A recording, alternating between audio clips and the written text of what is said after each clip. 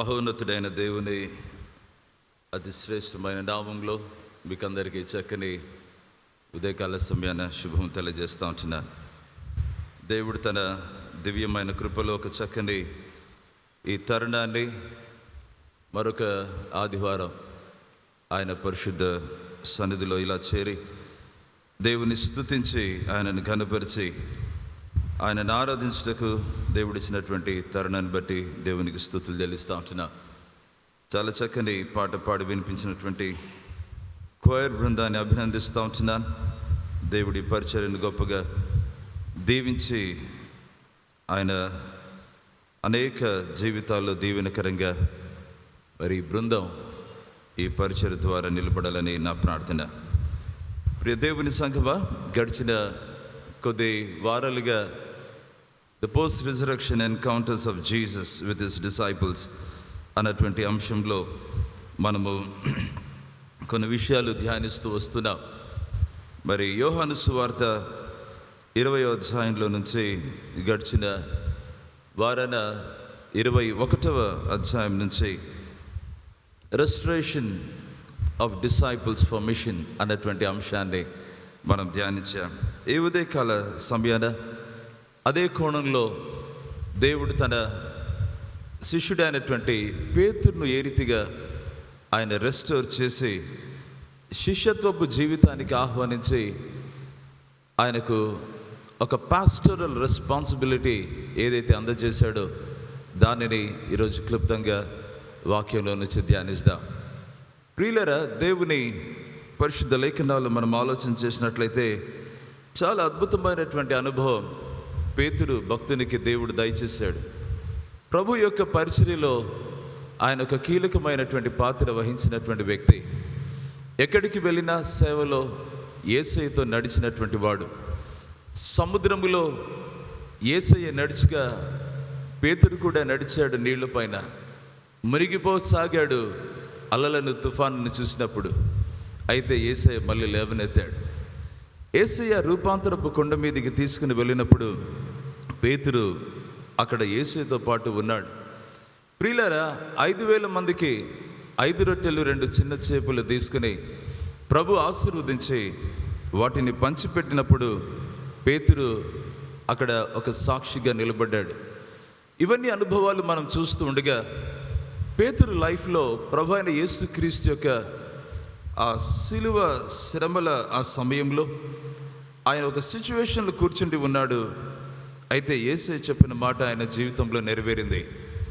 నీవు నన్ను ఎరుగవని ముమ్మారు బొంకుతావని చెప్పి అన్నప్పుడు 3 times పీటర్ డినైడ్ జీసస్ అన్నటువంటి మాట మనము లేఖన భాగాల్లో గమనిస్తున్నాం.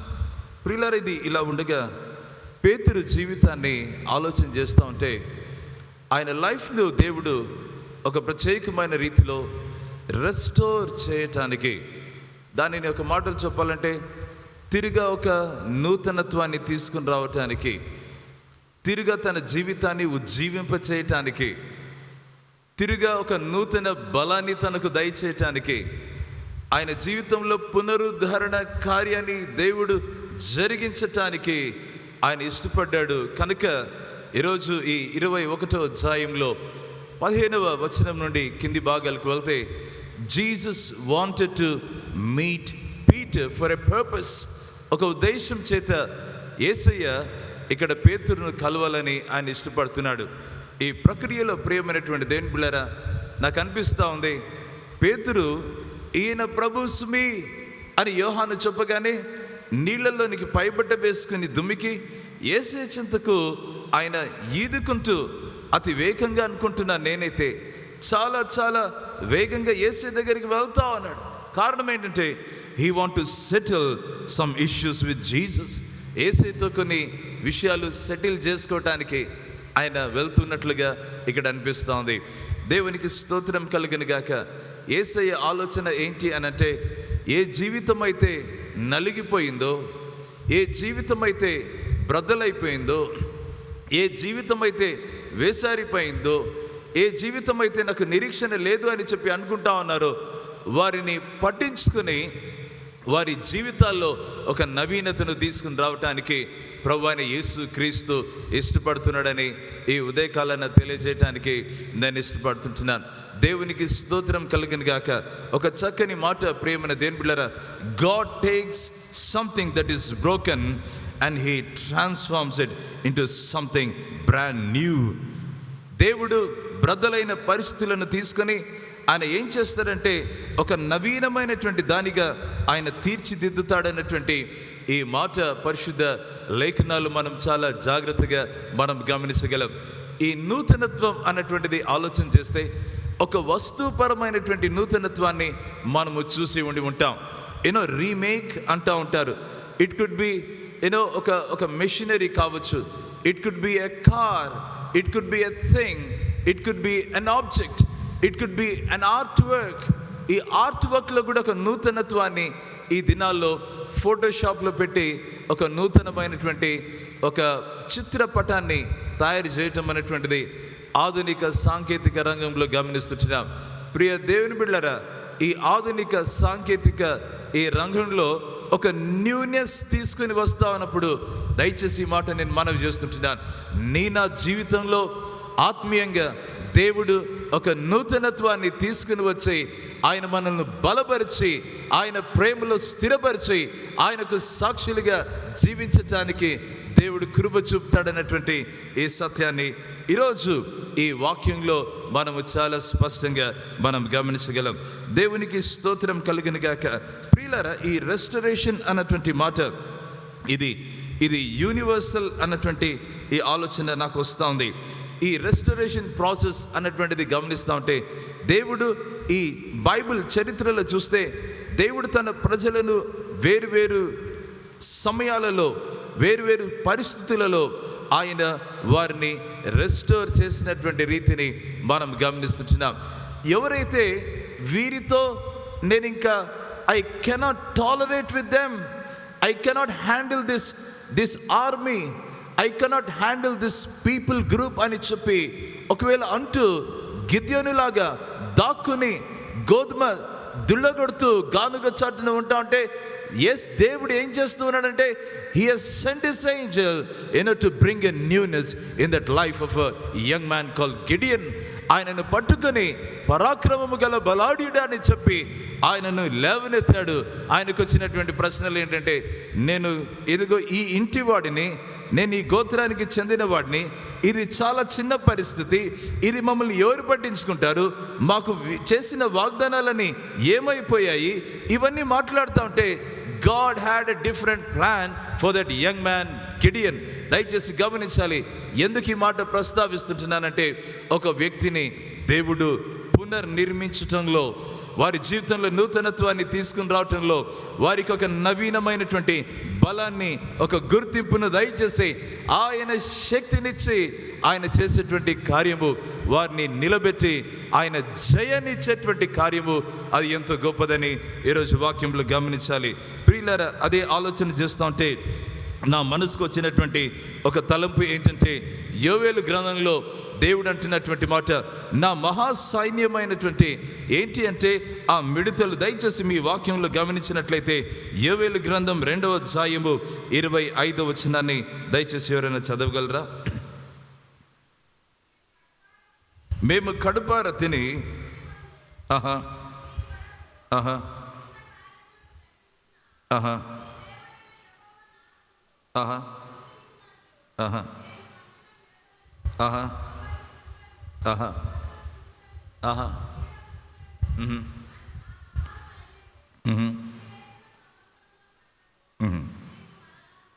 అమ్మ, థ్యాంక్ యూ. ఈ వాక్యంలో గమనిస్తే దేవుని సైన్యం అంట. ఇవన్నీ చూస్తే ఈ మిడతలంట, ఈ లోకస్ అంట, ఈ గొంగళి పురుగులంట, ఇవన్నీ కూడా దేవుని మహాసైన్యం. ఏదైతే తినివేసాయో ఆ పంటలన్నీ, ఆ సంవత్సరంలన్నీ కూడా నేనేం చేస్తానంటే తిరుగా మీకు ఇస్తానని దేవుడు ఇక్కడ మాట్లాడుతున్నాడు. దేవునికి మహిమ కలుగును గాక. రెస్టరేషన్ అన్నటువంటిది it is a beautiful thing. దేవుడు తనదైనటువంటి శైలిలో ఆయన జరిగిస్తాడు.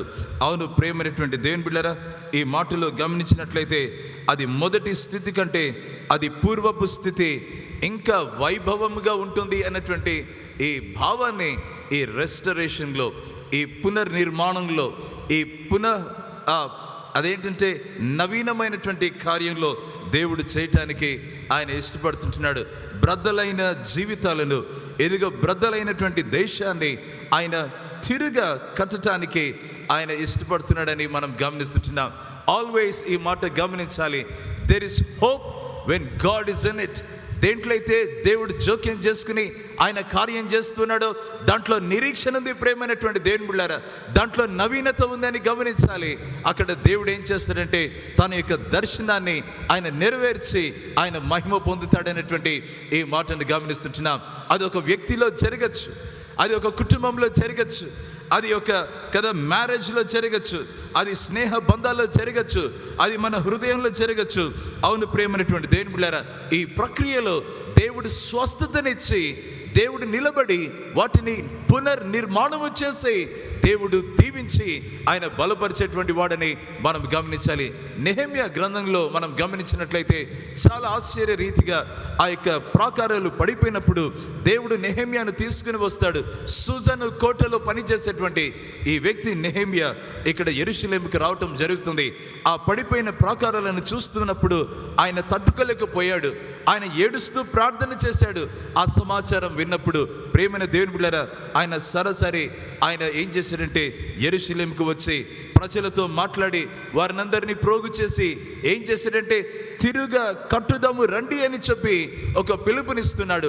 ఆ పిలుపు వెనకల ఆయన మాట్లాడుతున్నటువంటి మాట ఏంటంటే, దేవుని సహాయము చేయు, దేవుని కరుణ హస్తము మన జీవితానికి తోడుగా ఉంది కనుక we can rebuild అన్నటువంటి ఈ మాటను ఇక్కడ వాక్యంలో నుంచి దేవుడు జ్ఞాపకం చేస్తున్నాడు. To God be the glory. దేవునికి మహిమ కలుగును గాక.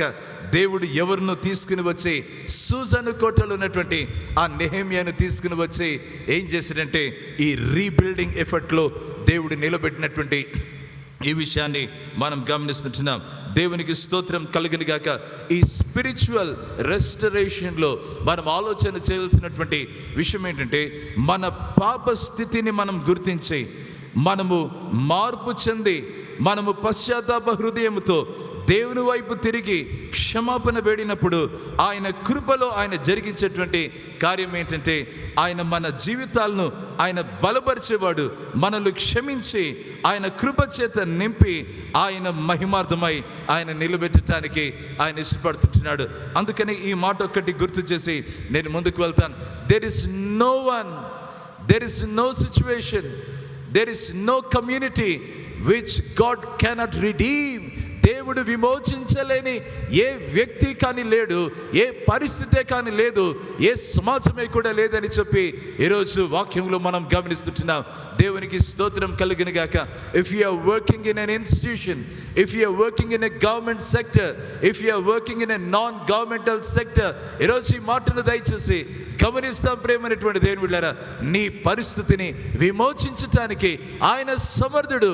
నీ జీవితాలను రెస్టోర్ చేసి బలపరిచి ఆయన మహిమార్థమై నిలబెట్టడానికి ఆయన ఇష్టపడుతుంటున్నాడు. దేవునికి స్తోత్రం కలుగును గాక. పేతురు జీవితాన్ని ఆయన ఈ broken life, a life that has failed God, it was so miserable. ఇంకొక మాటలు చెప్పాలంటే గిల్ట్ స్ట్రికన్ లైఫ్, ఒకలాంటి ఒక వేదన లేదా ఒక గిల్టీ కాన్షియస్ ఆయన మైండ్లో వెళ్తూ ఉంటే, దీనిని ఎట్లా సెటిల్ చేసుకునేది, నేను దీని నుంచి నేను ఎట్లా బయటపడేది అని చెప్పేసి అంటా ఉన్నప్పుడు యేసయ్య ఆయనను ఆహ్వానిస్తున్నాడు. పేతురు ఇక్కడ్రా, యోహాను కుమారుడు అయినటువంటి సీమోను. It was so personal. నా దగ్గరికి రా, నీకు ఒక నవీనతను తీసుకుని వస్తూ ఉన్నాను. దేవుడు మాట్లాడుతున్నాడు. ప్రియ దేవుని సంగమా, ఈ విషయాన్ని ఆలోచన చేస్తూ ఉంటే ఇక్కడ వాక్యంలో గమనించగలిగినటువంటి విషయం ఏంటంటే, ఆయన చాలా స్ట్రైట్గా పేతురుని అడిగినటువంటి ప్రశ్న ఏంటంటే, వీరికంటే నీవు నన్ను ఎక్కువగా ప్రేమించుచున్నావా అని అడగగా అతడు, అవును ప్రభువా, నేను నిన్ను ప్రేమించుచున్నానని నీవే ఎరుగుదువని ఆయనతో చెప్పాను. ప్రియులారా, మీ బైబిల్స్లో ఒకసారి చూడండి, 15వ వచనం. మీ బైబిల్స్లో ఒక్కసారి చివరి లైన్ ఒకసారి చూడండి. యేసు ఏమంటున్నాడు అక్కడ? నా గొర్రె పిల్లలను మేపుమని అతనితో చెప్పాను. చాలా విషయాలు ఇక్కడ మనం చూడగలం, చాలా విషయాలు ఇక్కడ ఆలోచన చేస్తూ ఉంటే ప్రైమరీలీ ఆయన ఇక్కడ ఈ శిష్యత్వపు పాఠాల్లో యేసు ప్రభు ప్రేమను తీసుకుని వచ్చి అక్కడ పెట్టి మాట్లాడుతున్నాడు. వీరికంటే నీవు నన్ను ఎక్కువగా ప్రేమిస్తున్నావా? This is a high standard of Christian discipleship. బాగా వినాలి. ఇది సెటిల్ అయితే మన లైఫ్లో అన్నీ సెటిల్ అయినట్లే.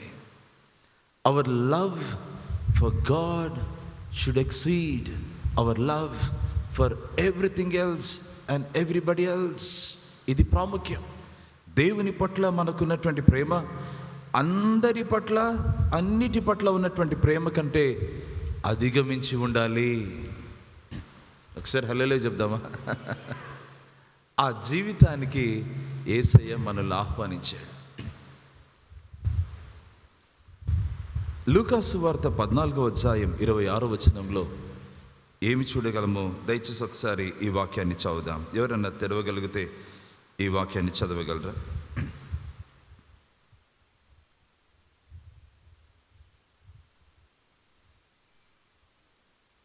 లూకా సువార్త 14వ అధ్యాయం 26వ వచనం. ఎవడైనను నా యొద్దకు వచ్చి తన తండ్రిని, తల్లిని, భార్యను, అన్నదమ్ములను, అక్కచెల్లెలను, తన ప్రాణమును సైతం ద్వేషింపకుంటే వాడు నా శిష్యుడు కానేరడు. చాలా ఇది కఠినంగా మాట్లాడుతున్నట్లుగా అనిపిస్తూ ఉంది. ప్రియులారా, ఇక్కడ పాయింట్ ఏంటంటే తల్లిదండ్రులను ద్వేషించటం అంటే ఇక్కడ ఏంటంటే బాగా గమనించాలి. ద్వేషించకుంటే అన్నటువంటి మాట ఏంటంటే బాగా గమనించాలి. వాళ్ళని కంప్లీట్గా రిజెక్ట్ చేసి పక్కన పెట్టేమని కాదు. ఇక్కడ ఏంటంటే కమిట్మెంట్ గురించి యేసయ్య మాట్లాడుతుంది. యువర్ కమిట్మెంట్ అంటు మీ, నా పట్ల మీకున్నటువంటి కమిట్మెంట్ వీరికి ఇచ్చినటువంటి కమిట్మెంట్ కంటే ఎక్కువగా ఉండాలి అంటా ఉన్నాడు. దయచేసి రండి, మత్తయి సువార్త 10వ అధ్యాయం 37వ వచనం. మత్తయి సువార్త 10వ అధ్యాయం 37వ వచనాన్ని ఎవరైనా చదవగలరా? చదవండి. నాకంటే ఎక్కువగా ప్రేమించువాడు నాకు పాత్రుడు కాడు.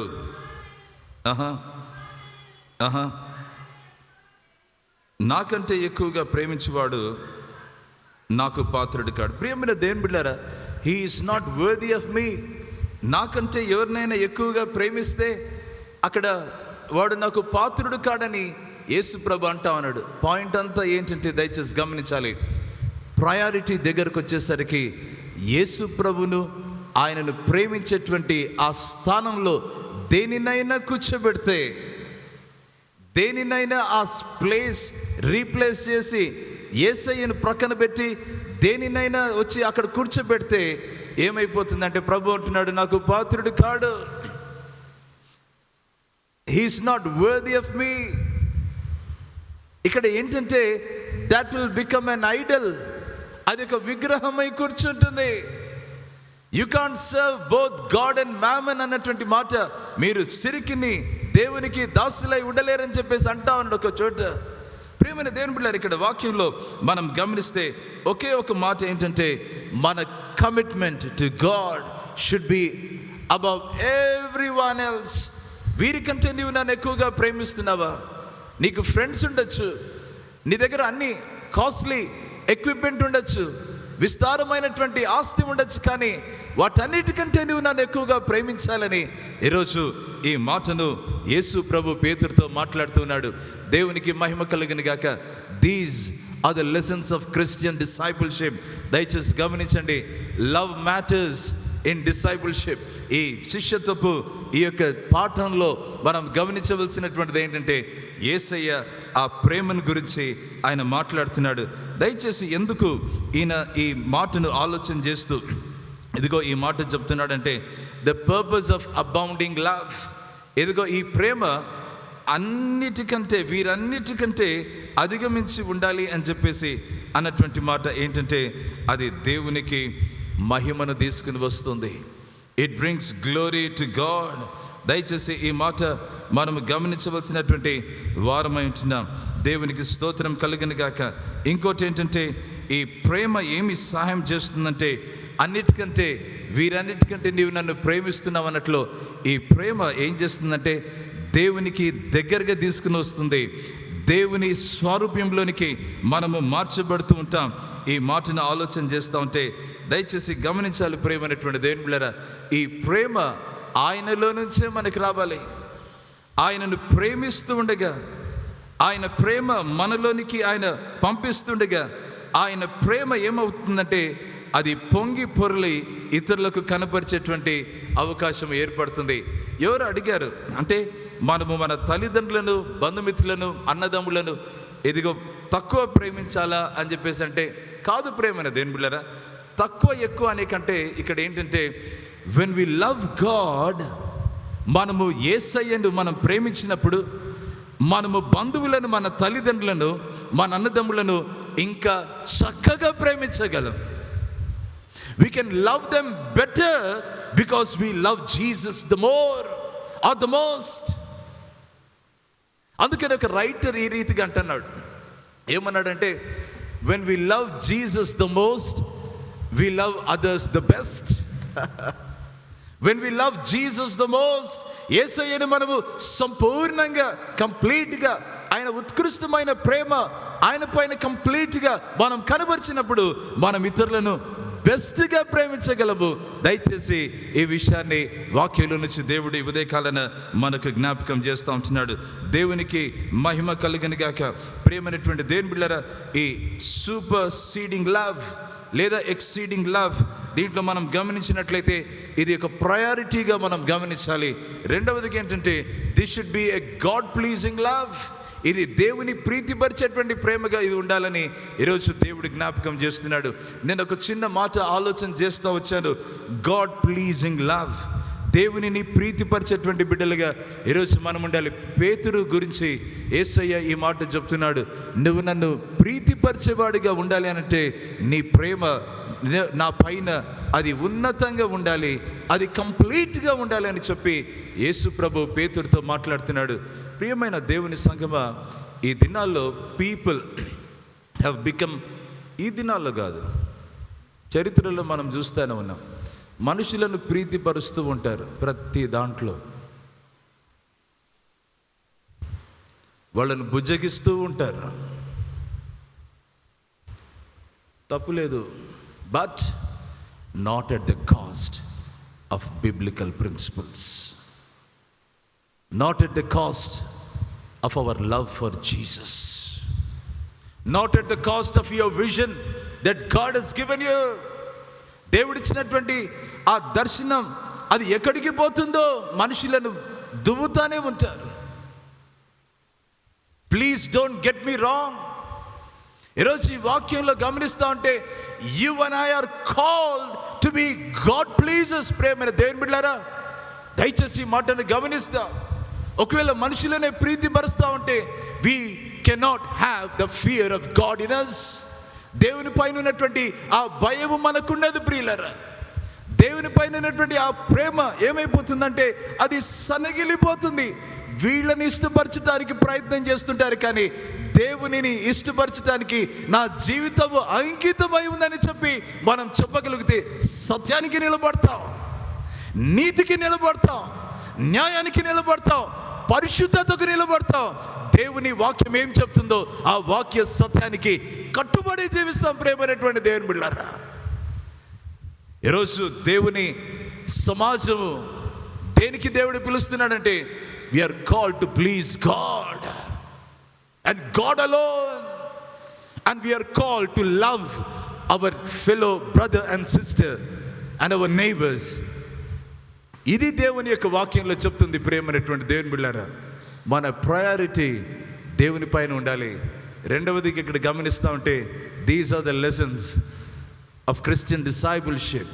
అదేంటంటే బీ అ గాడ్ ప్లీజర్. దేవుని ప్రీతిపరిచే వారిగా ఉండాలి, కానీ మనుషులను ప్రీతిపరిచే వాళ్ళుగా ఉండాలి. ప్రియమైన దేవుని బిడ్డలారా, let me tell you, when you try to please people, you can never ever satisfy them. It is impossible, because they keep changing their standards, because they keep changing their values.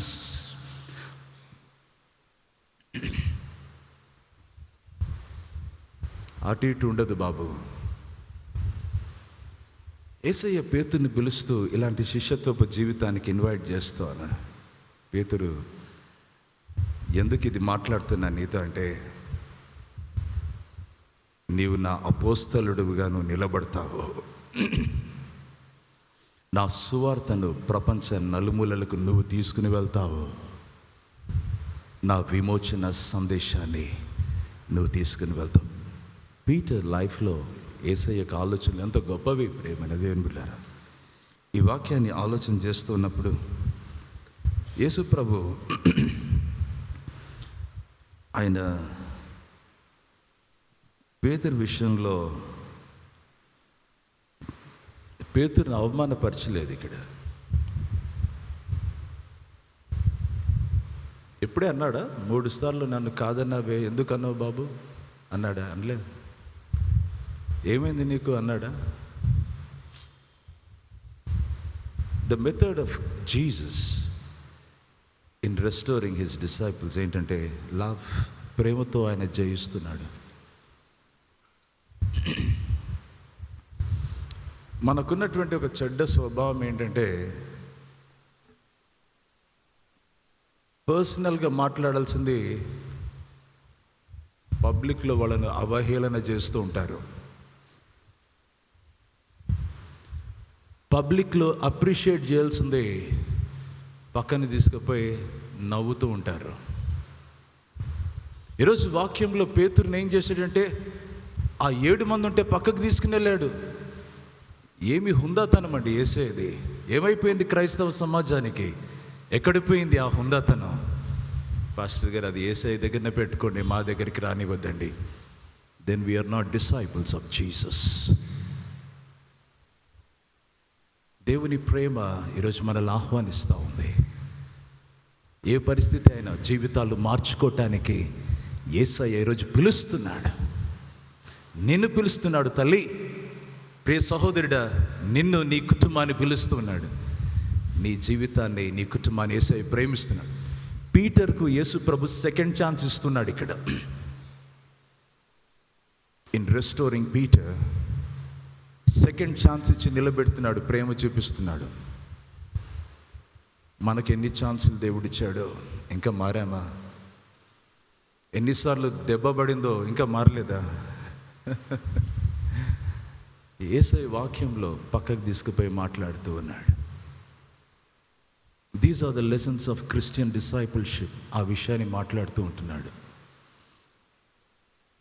వీరికంటే నీవు నన్ను ఎక్కువగా ప్రేమిస్తున్నావా? నీకు తెలుసు కదా ప్రభా, నేను నిన్ను ప్రేమిస్తున్నానని 3 సార్లు చెప్తూ ఉన్నాడు. 3 సార్లు చెప్పేటువంటి ఆ ప్రక్రియలో యేసు ప్రభు 2 సార్లు త్యాగపూరితమైన ప్రేమ గురించి మాట్లాడుతూ ఉంటే, ఆయన స్నేహపూర్వకమైనటువంటి ప్రేమ గురించి మాట్లాడుతున్నాడు పీటర్. యేసు ప్రభు చివరిసారికి వచ్చేసరికి ఆయన ఏం మాట్లాడుతున్నాడంటే, పేతురు, నీవు నన్ను ప్రేమిస్తున్నావని ఆ ఫీలియో, ప్రేమపూర్వకమైనటువంటి ఆ భాషనే మాట్లాడుతూ వచ్చాడు. పేతురు లెవెల్కి తగ్గాడు, కానీ ఆయన లెవెల్కి మళ్ళీ తీసుకుని వెళ్ళాడు. అది దేవుని యొక్క అద్భుతమైనటువంటి ఆయన కార్యం. The method of God's restoration. ప్రియ దేవుని సంగమా, ఈ వాక్యంలో గమనిస్తే ఈ మాట, నేను నిన్ను ప్రేమిస్తున్నానని చెప్పేసి ఈ అనటంలో యేసు ప్రభు ఆయనను ఎలా చూశాడు అని చెప్పేసి ఆలోచన చేస్తూ వచ్చారు. ఆయనను ఆలోచన చేస్తూ ఈ చక్కని ఈ వాక్య భాగంలో బాగా గమనించాలి ప్రియ దేవుని బిడ్డలారా. ఈ ప్రేమ గురించి మాట్లాడుతూ నా గొర్రె పిల్లలను మేపుము అన్నటువంటి ప్రస్తావన తీసుకుని వస్తున్నాడు. Love is the basis for service. When you don't love God, our service is very limited. When we love God, that can be, and that is the basis for our service unto God. నా గొర్రె పిల్లలను మేపుము. యేసుప్రభు అంటున్నటువంటి మాట పాత నిబంధన గ్రంథంలో గమనిస్తే always ఈ మాట గుర్తుపెట్టుకోవాలి. దేవుడు పాత నిబంధన గ్రంథంలో ఒక షెపర్డ్ ఫిగర్, ఒక కాపరిగా, యెహోవా నా కాపరి, నాకు లేమి కలగదు. కోరేషుతో మాట్లాడుతూ యెషయా గ్రంథం 44వ అధ్యాయంలో, కోరేషు, అబ్బా ఏం మాట అండి అది, నా మంద కాపరి, నా చిత్తమంతయు నెరవేర్చువాడా, నేను నీకు ముందుగా పోవచ్చు, మెట్టగానున్న స్థలములను సరళం చేస్తానంటూ ఉన్నాడు. దేవునికి మహిమ కలుగును గాక. నా మంద కాపరి, నా మందను కాయువారు మీరే. You are the ones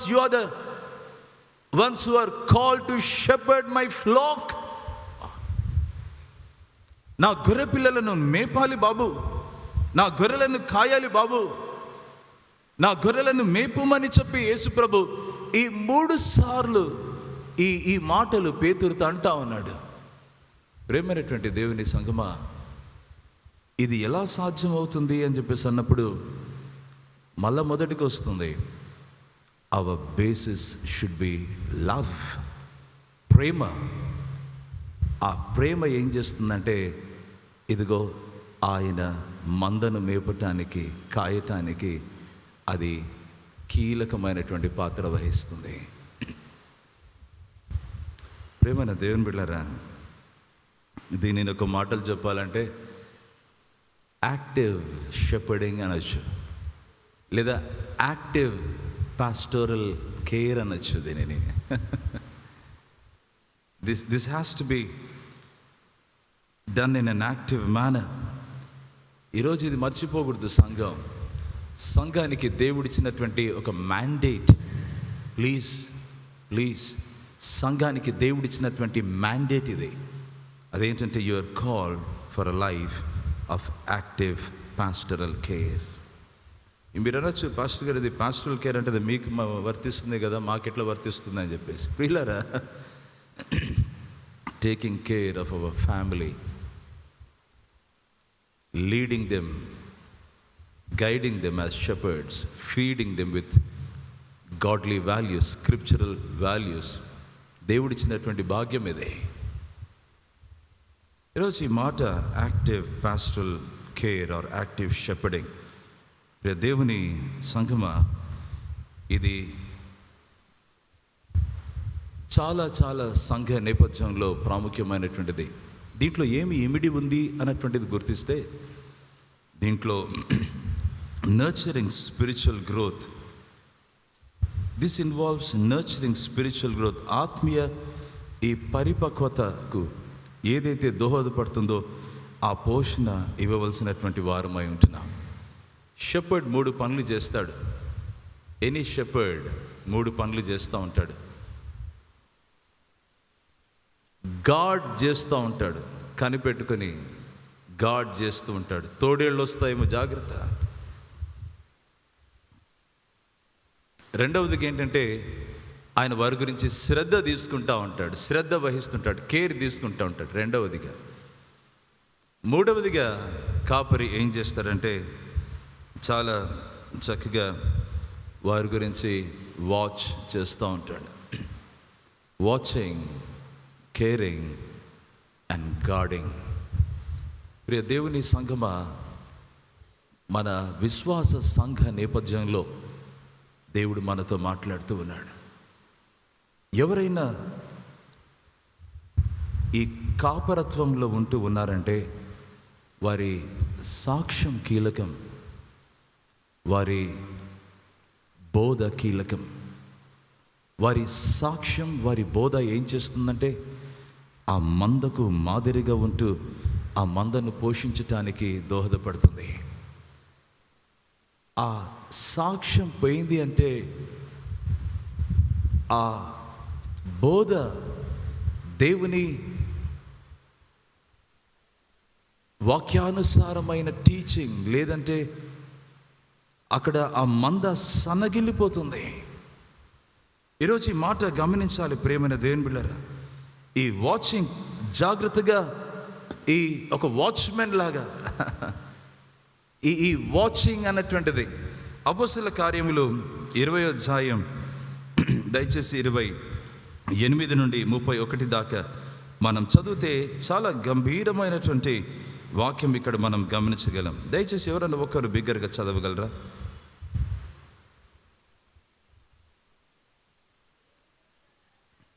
అమ్మా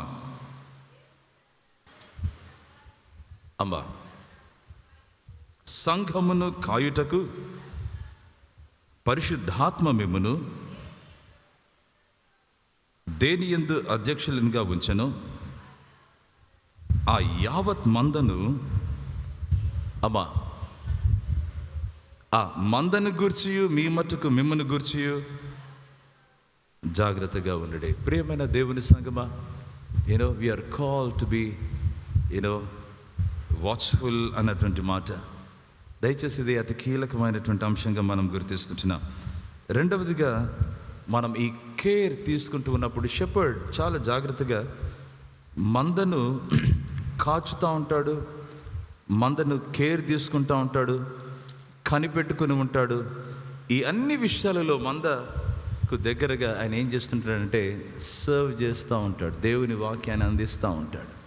బలహీనమైన వాటిని ఆయన ఏం చేస్తాడంటే వాటిని జాగ్రత్తగా నడిపించుకుంటూ వెళ్తూ ఉంటాడు. ప్రేమ దేవుని సంగమా, ఇవన్నీ ఆలోచన చేస్తూ ఉంటే యేసయ్యను మనం చూడక తప్పదు. ఈరోజు we are called to imitate Christ అన్నటువంటి మాట దయచేసి గమనిద్దాం. ఎలా మనము ఫీడ్ చేస్తున్నాం మన యొక్క సంఘాన్ని అన్నటువంటిది అతి ప్రాముఖ్యం. What are we feeding in the minds of our people? What are we feeding our people with? వాళ్ళను ఏమి ఫీడ్ చేస్తున్నాం? వాళ్ళను దేంతో ఫీడ్ చేస్తున్నాం? వారిని బలపరిచే ఆ యొక్క ఆహారం అందిస్తున్నామా? వారి జీవితంలో దేవునికి దగ్గరగా వచ్చేటువంటి ఆ కోణంలో మనము ఫీడ్ చేస్తున్నామా? వారిని మేపుతూ ఉన్నామా? లేదా ప్రియమైన దేవుని బిడ్డలారా, ఒకవేళ దేవుని ప్రేమించటానికి వారిని దోహదపడేటువంటి ఆ విషయంలో ఆ కోణంలో వారిని మేపుతూ ఉన్నామా? దేవుని వాక్యపు వెలుగులో జీవించటానికి మనము వారిని ఫీడ్ చేస్తున్నామా? Please, what are we feeding them with? Are we feeding them with envy? Are we feeding them with jealousy? Are we feeding them with a kind of animosity? ద్వేషముతో రగిలించేటువంటి వాటితో వారిని ఫీడ్ చేస్తూ ఉంటే బయటకు వచ్చేటువంటి అవుట్కమ్ అదే ప్రేమైనటువంటి దేవుని బిడ్డలారా, దేవునికి జవాబుదారిగా మనం నిలబడతాం ఒకరోజు దేవుని ఎదుట. ఇది మర్చిపోకూడదని దేవుని సేవకుడిగా నాకు నేను ఈరోజు తెలియజేస్తూ ఉంటున్నాను. సంఘం ఎదుట దీనిని ఉంచుతూ ఉంటున్నాను. దయచేసి ఈరోజు మనకు దేవుడిచ్చినటువంటి పిలుపు చాలా చాలా ప్రశస్తమైనటువంటిది. సంఘాన్ని బలపరిచేటువంటి కోణంలో మనం వెళ్తూ ఉండాలి. కానీ దేవునికి యోగ్యమైనటువంటి ఈ యాక్టివ్ షెపర్డింగ్, పాస్టరల్ కేర్లో మనము ఇంకొకళ్ళని నడిపిస్తూ ఉండాలని ఈరోజు దేవుడు కోరుతూ ఉంటున్నాడు. What a glorious responsibility. ఈ చక్కని ఉదయకాల సమయాన ప్రేమైనటువంటి దేవుని బిడ్డలారా, దేవుడు అంటున్నటువంటి మాట ఏంటంటే, నా గొర్రె పిల్లలను మేపుము అని చెప్పి ఆయన మాట్లాడుతున్నాడు. ఈ యాక్టివ్ షెపర్డింగ్లో ఇంకొకటి ఏంటంటే, నా గొర్రెలను కాయము అంటూ ఉన్నాడు. చాలా చక్కని ఈ మాట ఈ వాక్యంలో మనం గమనిస్తుంటున్నాం. ఇవన్నీ చూస్తూ ఉంటే నా గొర్రెలను మేపుము. యేసయ్య ఆయన ప్రత్యేకమైన రీతిలో పేతురును తర్బీదు చేస్తూ ఉంటున్నాడు. ఎందుకు ఇలాంటిది ఆయన జ్ఞాపకం చేస్తున్నాడంటే, we live in the times when they are not fed with God's word properly. దేవుని వాక్యం చేత సరిగ్గా వారు పోషింపబడకపోతే బయట అనేకమైనటువంటి విపత్తుకరమైనటువంటి పరిస్థితులు ఎదురవుతూ ఉన్నాయి. వాక్యపు వెలుగులో మన జీవితము సమాజాన్ని మనం చూడకపోతే ఆ డిజర్నింగ్ గ్రేస్ దేవుడు మనకు అందిస్తుండగా దానిని ఆశ్రయించకుండా ఒకవేళ మనం ఉంటామంటే ఏమైపోతామంటే, బాగా గమనించాలి ప్రియ సంగమా, మనము వేరే దారికి వెళ్ళేటువంటి పరిస్థితి ఉంటుంది. చాలా కుయుక్తిగా మన మైండ్ స్పాయిల్ చేయటానికి అపవాది కాసుకొని ఉంటాడు. దానికి చోటు ఇవ్వకూడదంటే ఎదుగో వాక్యపు వెలుగులో మన జీవితాలు సరి చేసుకొని నింపబడి ముందుకు వెళ్తూ ఉండాలి. అతి కృప దేవుడు మనకు, మన కుటుంబానికి, మన సంఘానికి ఆయన మెండుగా దయచేయనుగాక. రండి ప్రార్థన చేస్తాం.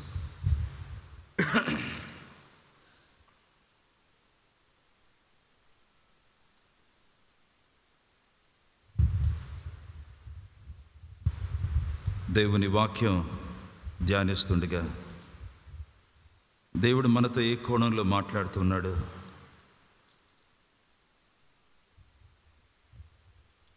దేవుని స్వరము మనం వింటూ ఉండగా, ప్రభా నా జీవితాన్ని తిరిగా బలపరచడానికి నీవు ఇష్టపడుతూ ఉంటున్నావు.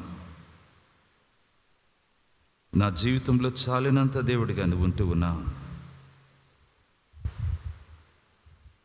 ఓటమి పాలైంది అని చెప్పి అనుకుని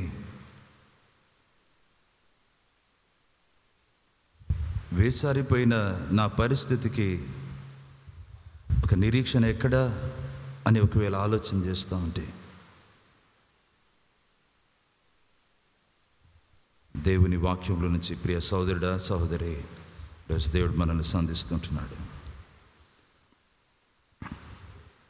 రెస్టరేషన్ అన్నటువంటిది దేవుడు ప్రేమతో జరిగించేటువంటి ఆ కార్యమని మనం గుర్తిస్తాం.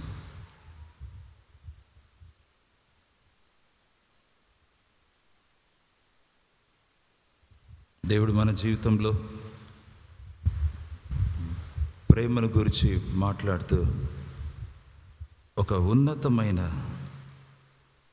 ఒక హై స్టాండర్డ్ ఆఫ్ క్రిస్టియన్ డిసైపుల్షిప్కి దేవుడు మనల్ని ఆహ్వానిస్తున్నాడని మనం గుర్తిస్తాం.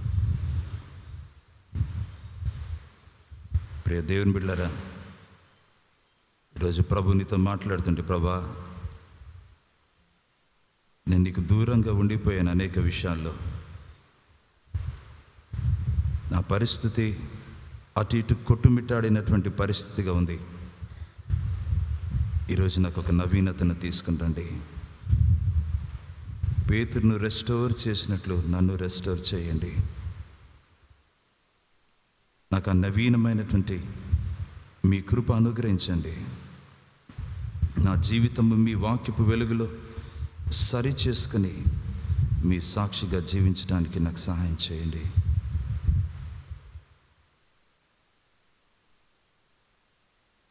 మహోన్నతుడా, జీవాధిపతి, నీకు వందనాలు, స్తోత్రాలు.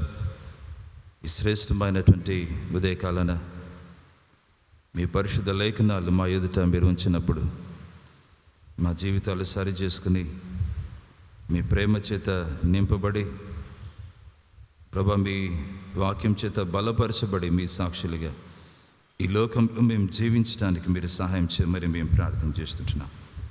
స్తుతి, ఘనత, మహిమ మీకే ఆపాదించుకుంటూ సంఘాన్ని గొప్పగా దీవించి విస్తరింపచేయమని ప్రభా ఈ ఉదయకాలన ఇక్కడ చేరిన ప్రతి ఒక్కరిని పేరు పేరున మీరు కనికరించి దీవించమని మీ వాక్యం చేత మీరు నింపి బలపరుస్తూ ఉన్న రీతిని బట్టి స్తుతులు చెల్లిస్తూ, అవును తండ్రి, ఒక ఉత్కృష్టమైనటువంటి ఒక నిబద్ధతతో ప్రభా మిమ్మల్ని వెంబడించి బిడ్డలుగా మేము ఉండటానికి మీరు సహాయం చేయండి, కృప చూపించమని మేము ప్రార్థన చేస్తుంటున్నాం. ప్రభా మా చేయి పట్టుకుని మీరు నడిపించండి. ప్రభుకు అద్భుతమైనటువంటి బాటలు మమ్మల్ని ముందుకు తీసుకుని వెళ్ళమని, మీ వాక్యాన్ని మాలో ఫలింపచేసి మీరు దీవించి మీరు మహిమ పొందుమని యేసు క్రీస్తు శక్తిగల నామంలో ప్రార్థిస్తుంటున్నాం పరమ తండ్రి. ఆమెన్.